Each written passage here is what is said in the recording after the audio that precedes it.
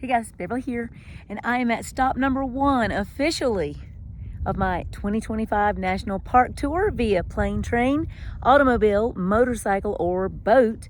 And we are at the Petrified Forest in northern Arizona.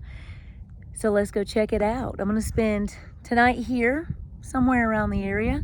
So I've got a couple of hours before sunset to check it out today, and then about half a day tomorrow. So let's see what we can get into. Okay. Right off the bat, you'll come to the visitor center, which has fuel and food, which is pretty interesting. I've never seen a visitor center that has a gas station before, but it does. It is over there. Maybe I'll walk over there, check it out.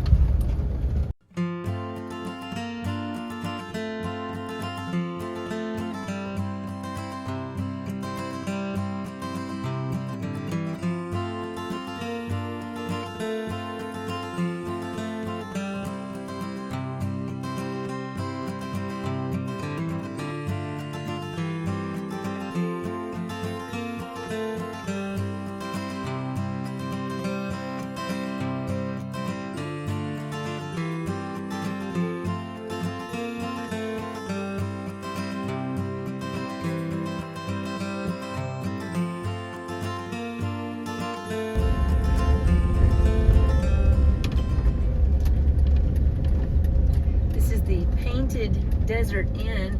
It looks like they've got a little spot over there too.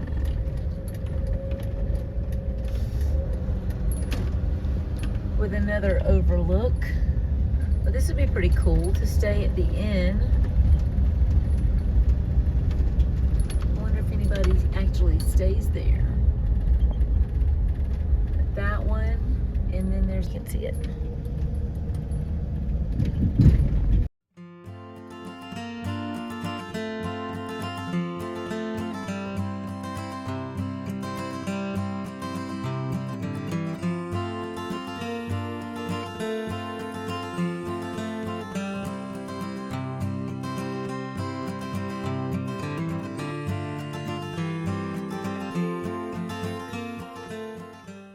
So all of these poles with no wires on them mark the old Route 66, which is right beside I-40. They go way, way, way down, and you can kind of see the bed of the road. There's no more road there, but you can see where it's flatter right in the middle there.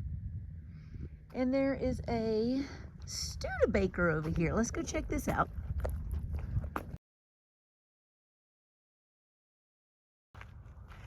And there's the Studebaker.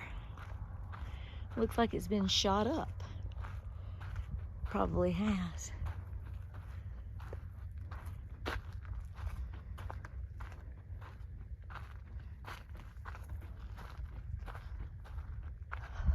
Ooh. Missing a door.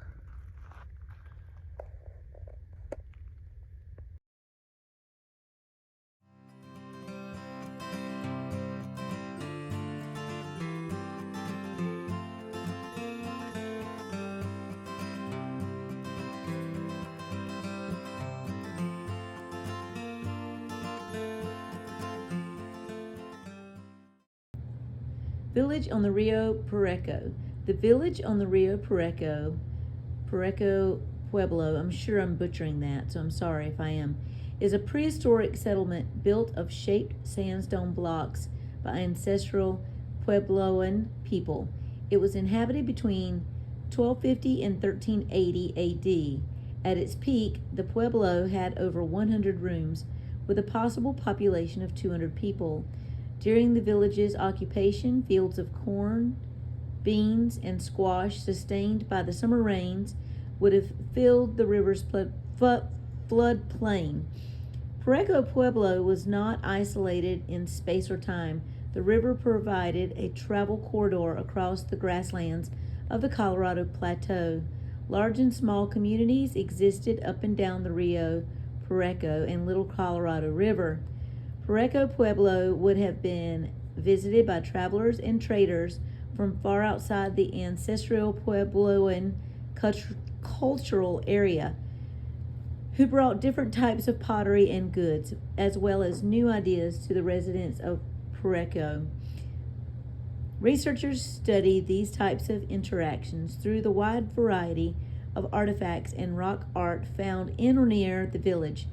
Archaeologists have excavated only about 1/3 of the site, some of which has been backfilled to preserve the fragile remnants of walls and floor features. Take a walk past the remnants of masonry walls and imagine the dynamic community that once existed there.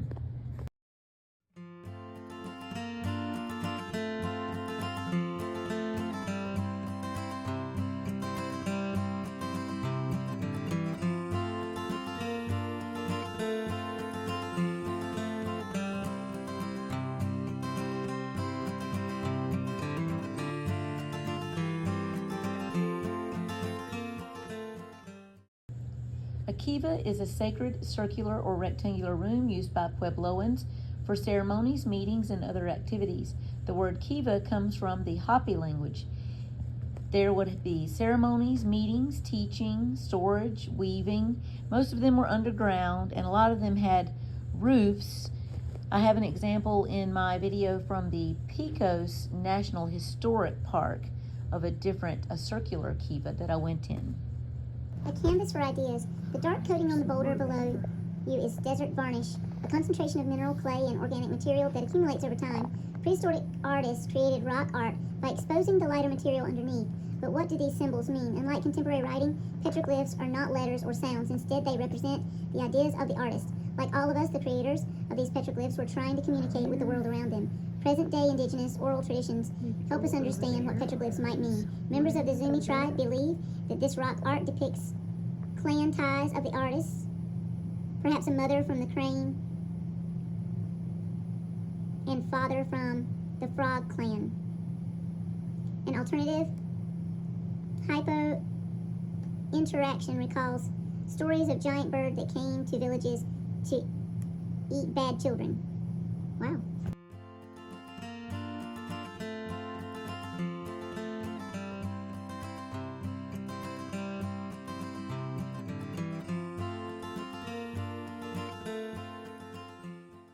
Hey guys, so day one in the Petrified Forest is done. I got about 10 miles in, and I think it's a 28 mile from start to finish, from like the north entrance to the south entrance.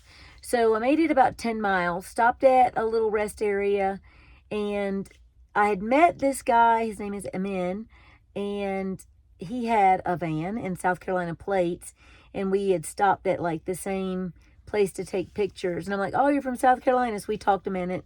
And so then it just ended up we were kind of going along the place the same time, right?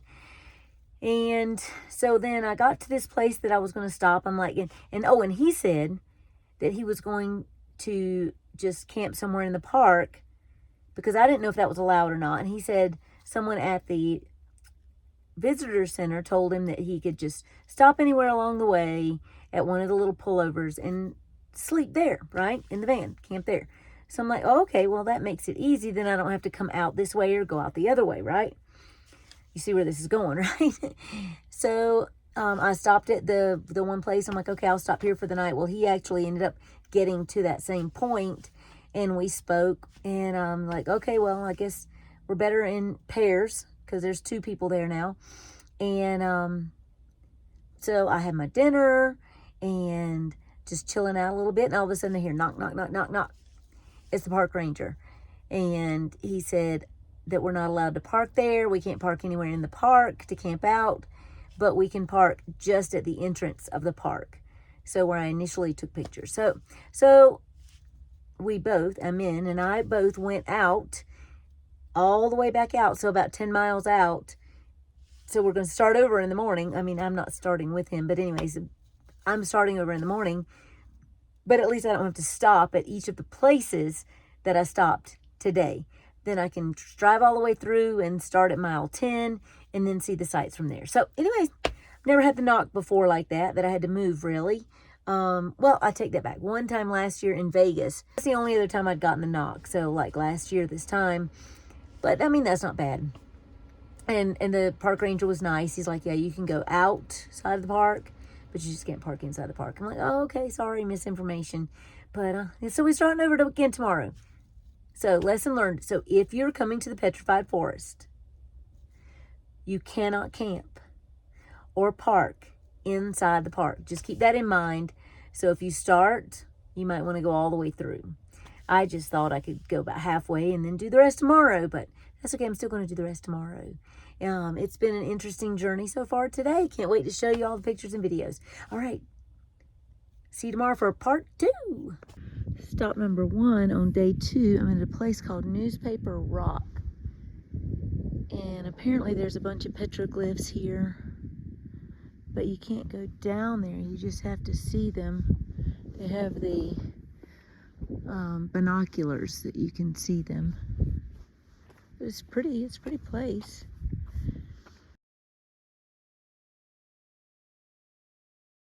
All right, I see them, so I'm zoomed in as much now, but then after I edit, I'll try to zoom in more. But they're down there.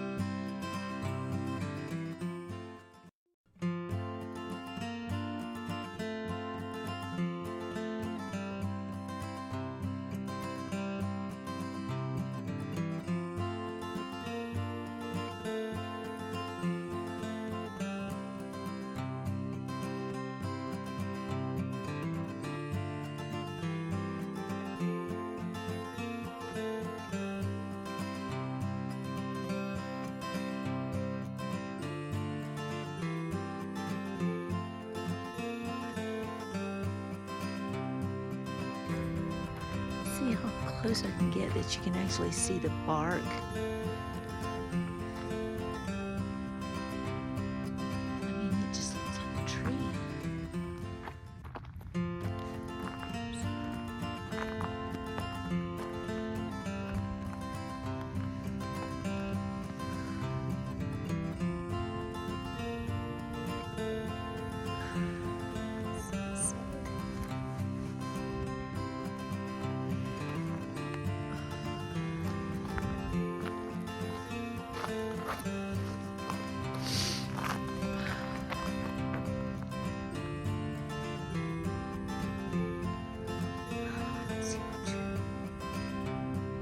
The other section of it. Oh, this is a big tree. Part of it, I guess, part of it rotted, I guess. But this is parts of it. So that must have been the base because it's bigger. And then here's the top.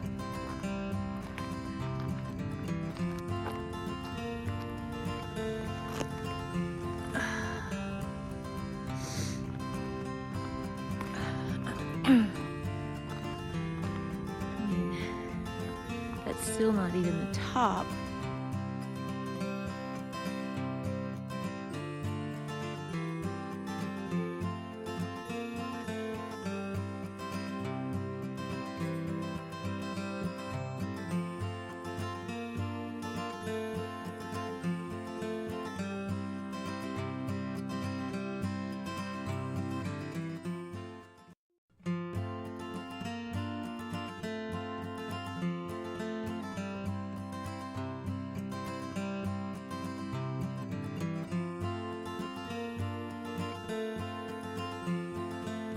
This side is interesting.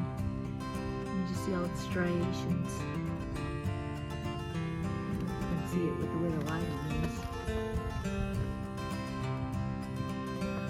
Alright, so now, okay, so this, you can tell this is the root system right here in this area.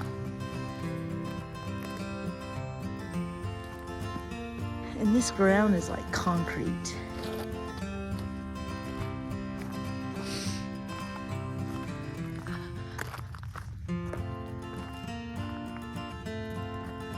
Oh, I wonder if somebody tried to chop that. That's very interesting. But that would be a really tall person trying to chop.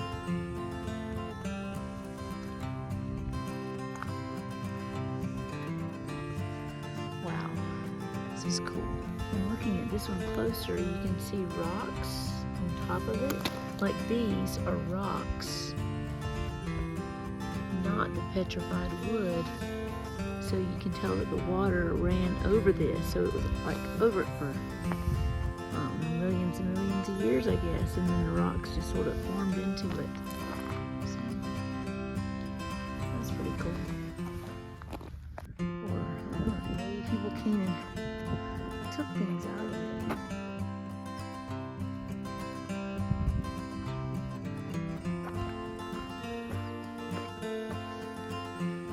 Can't really see because of the light, the sun there.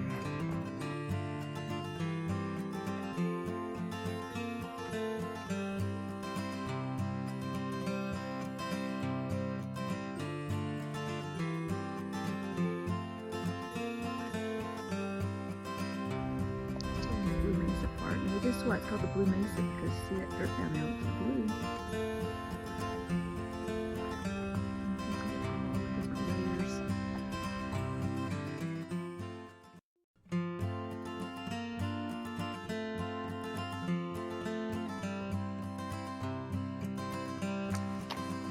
It's like a bridge section that you can walk over somewhere. Let's go check this out.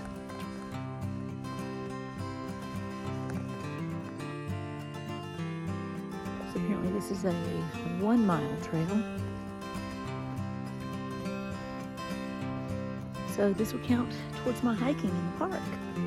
Woo. Oh wow, it's really going down in there now. Cool.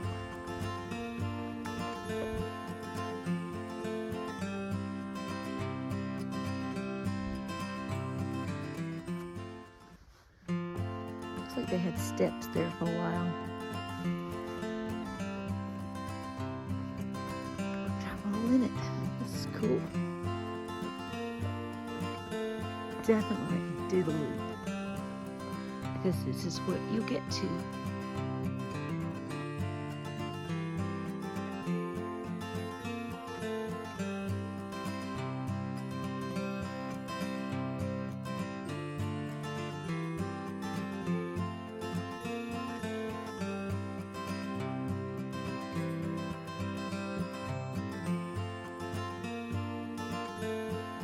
There's a piece just sitting here. I mean, this is it. I guess they're like redwood trees or something, because you can see like red and striations. I'd like to know what kind of tree it is. I'm gonna do some research.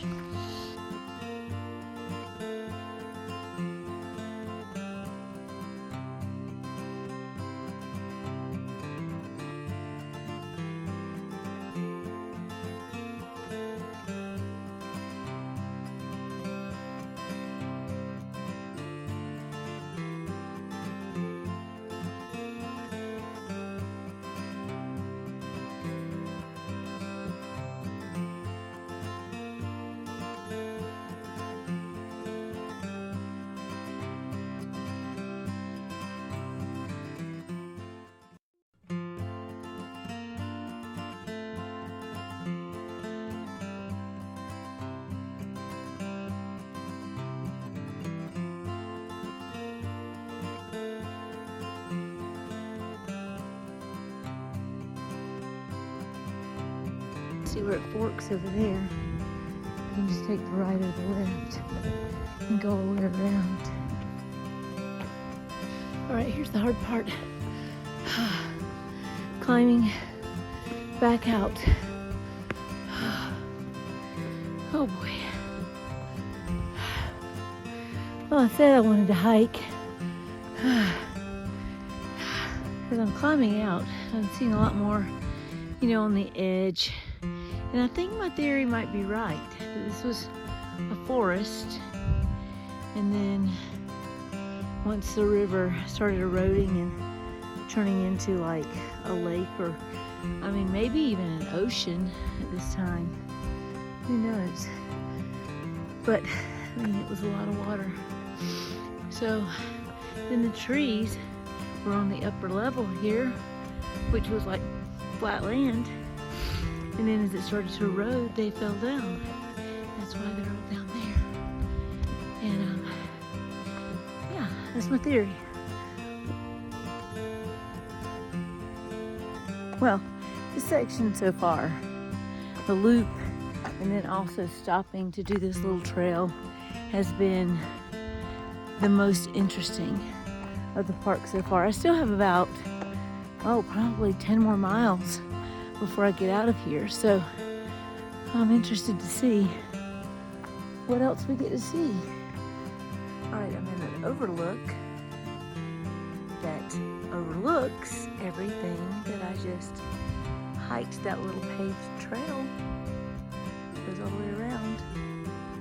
Now you get a good visual. Oh, there's where I was, down there. Water created Agate Bridge and will destroy it.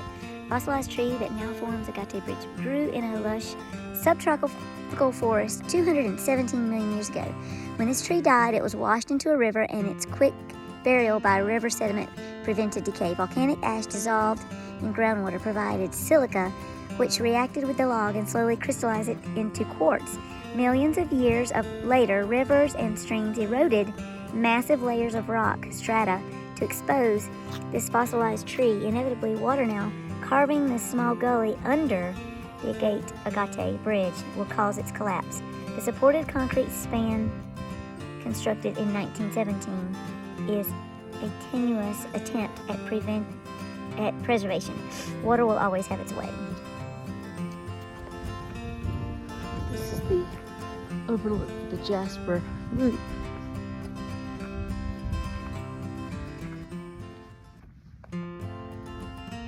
The Jasper Forest contains one of the largest accumulations of petrified wood in the world.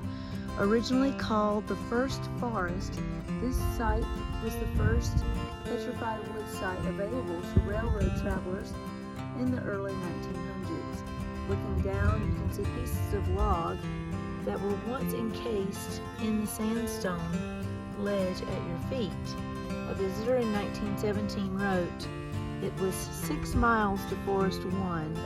It was well worth the trip, though, for it is a wonderful sight. The ground was covered with broken pieces of the high and bright colored stuff. Although Jasper Forest is no longer a visitor's first stop, you can still behold the same impressive sights, wonder at the vast deposits of colorful wood, and retrace the steps of those bygone travelers." What is your first impression? I hardly dare write the words, but truthfulness compels me to say that the Petrified Forest, the Grand Canyon, on the score of interest, has a rival. This is an area called the Crystal Forest. There's a lot of the petrified logs. It says, "Explore Crystal Forest, a fantastic deposit of petrified logs dating back to the dawn of the dinosaurs. Signs along the trail will help you understand how these logs turned to stone and their significance. Thank you for staying on the trail. Watch where you step and leave all traces of Earth's history for future visitors." That means don't take anything. I know it's tempting, but don't take anything. They tell you that multiple times. They tell you that when you come through the gate.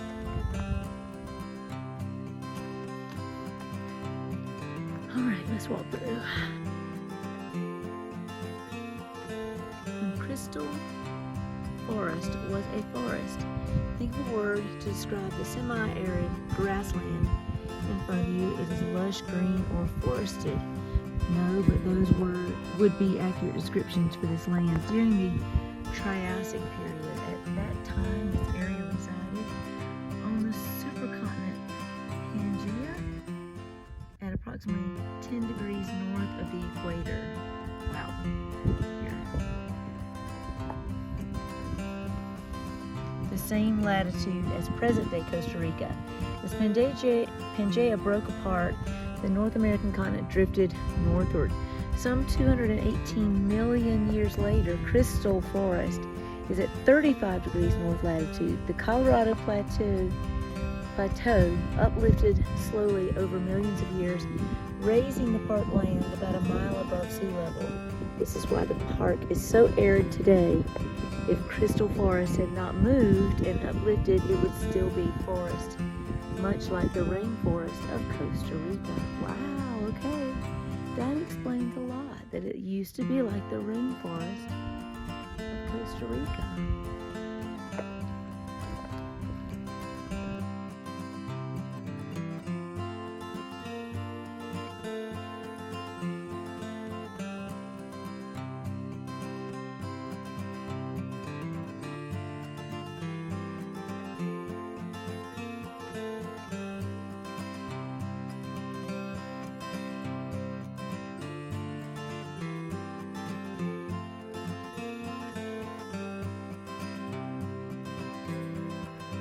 Trail on the south side, visitor center.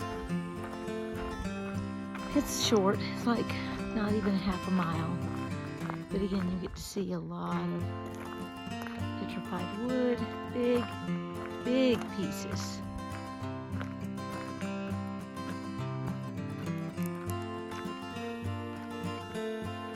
And it goes around to a scenic overlook.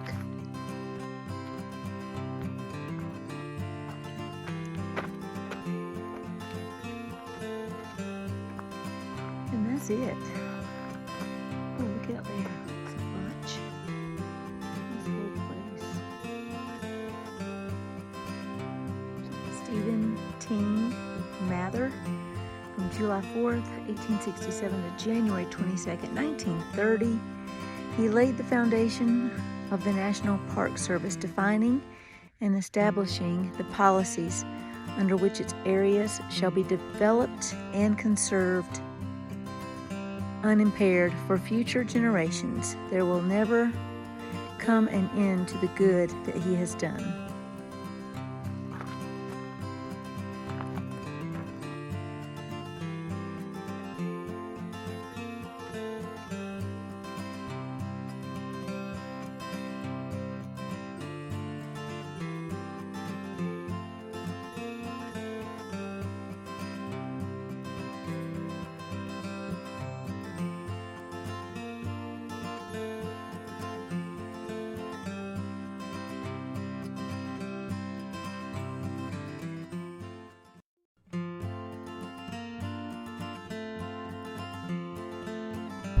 Petrified Forest, gift shop, museum.